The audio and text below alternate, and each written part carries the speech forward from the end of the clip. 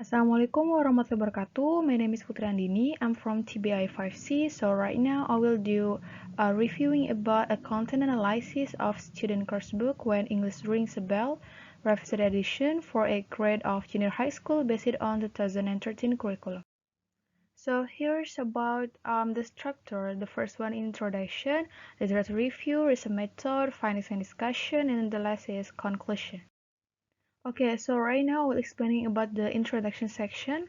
English course book seems to be the only one source by which students receive input and the main material for both teacher and students. It can be one of the means to obtain the success of the English teaching and learning process. And then the next material is about the literature review.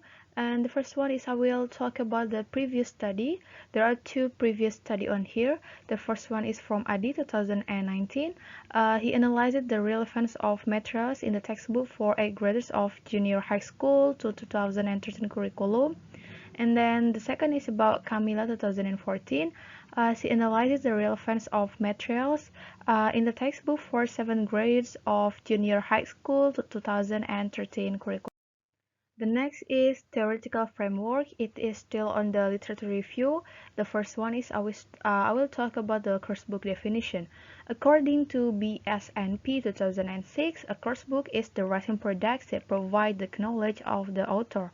And also, according to Adi 2019, he said that textbook is an important item in learning process, and also it is used for the student as a manual instructor and in study and for teacher as direction to teach a lesson.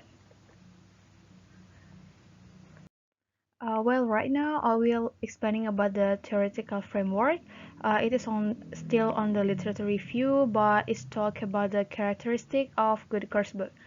According to Kameswara 1995, he proposed four criteria in evaluating course books suggest include the first one is design and organization, and then second is language content, the third is skill, and the last is topic. Well, I will explaining about those on the next slide. Okay, so right now I will explaining about the characteristic of good course book. A good course book will have design and organization, and also language content. On the language content, there are grammar, vocabulary, and then a good course book will have the skill, which is contents about speaking, reading, and writing. And then the last is about the topic. If the topic is good enough and then still based on the 2013 curriculum, well, that's totally a good course book. And then the third is I will talking about the advantage of using COURSEBOOK. According to Paris 2004, this stated benefits of using a textbook. And then as we can see on the PowerPoint on here, that the first one is to assure a measure of structure, consistency, and logical progression in a class. Then the second is it minimize preparation time for teacher, and then the third, it allows learners to review material and preview other lesson also. And then the fourth is about it meets learners need or expectation of having something concrete to work from and take home for further study. And then the fifth is it provides novice teachers will guidance in course and activity design. And then the last is about it may provide multiple resources such as tapes, CDs, videos, self-study, workbook, and etc. Actually, there are two types of checklists for observation on this content analysis. The first is an observation checklist to see if the elements in the book are relevant to the cognitive part or not. And then, of course, it's still based on the 2013 curriculum. And then the second item on the checklist is to look for a connection between the materials in the book and the psychomotor aspect of the 2013 curriculum basic competence 4. Okay, and then on the finding and discussion, the relevance of the materials to the cognitive domain, according to Anderson and Cradwell 2001, stated that some activities or instruction didn't use original action verb.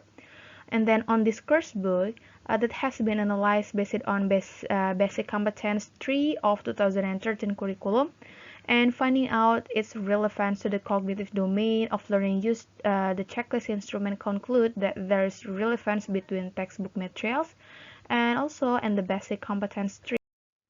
Okay, so right now I will still talk about the finding and discussion, but it's a bit different because it's about the relevance of the materials to the psychomotor domain, the results of analysis of materials based on basic competence 4 in student English book that I observed before. We can conclude that the textbook only fulfill around 30 to 25% materials which were relevant to the psychomotor domain and able to cover the purposes of the topic, and then language features and social function, and also of the materials which were intended to be achieved by the student. And then the last but not least is about conclusion.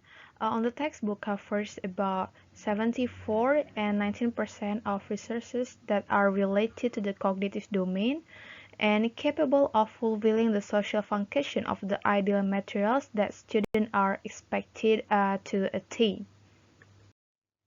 Well, I think that's all from me. Well, sorry for the mistakes. Thank you for attention. Wassalamualaikum warahmatullahi wabarakatuh.